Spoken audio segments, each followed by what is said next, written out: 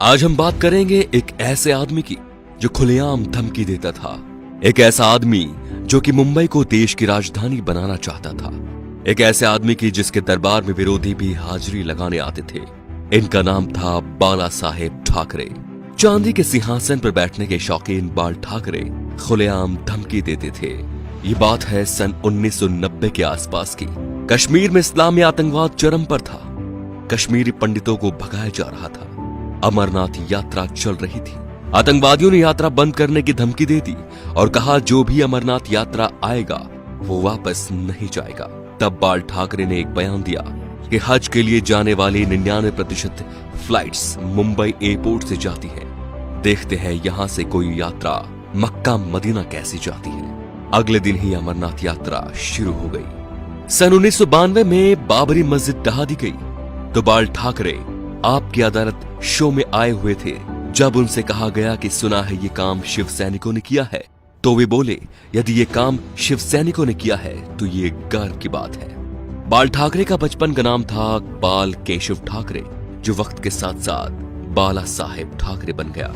1980 के दशक में बाला साहेब ठाकरे ने मुसलमानों के बारे में कहा कि ये कैंसर की तरह फैल रहे हैं और देश को इनसे बचना चाहिए। 1950 के आसपास टाइम्स ऑफ इंडिया के संडे एडिशन में इन्हीं के कार्टून छपते थे। इन्होंने 1960 में ये नौकरी छोड़ दी थी। बाल ठाकरे को हिंदू हृदय सम्राट कहा जाता था। उनका मोदी की तरह बिना देखे भाषण देना लोगों के मन को भा गया।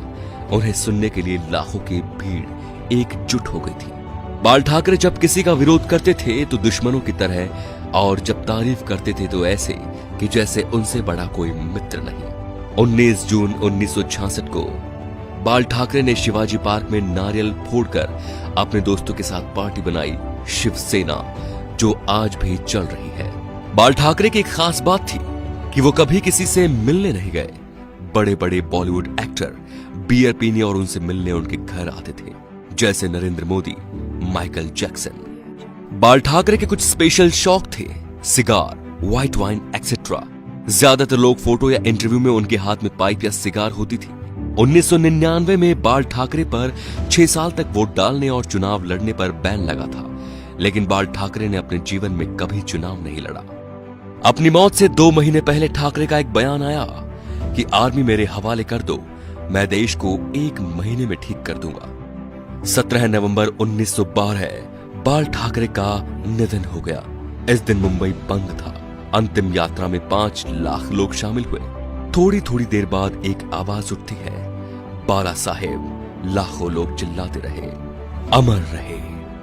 बाल ठाकरे ना तो मुख्यमंत्री थे और न सांसद, फिर भी उन्हें मरने के बाद 21 तोपों की सलामी दी गई, जो राष्ट्रपति प्रधानमंत्री को मिलती है।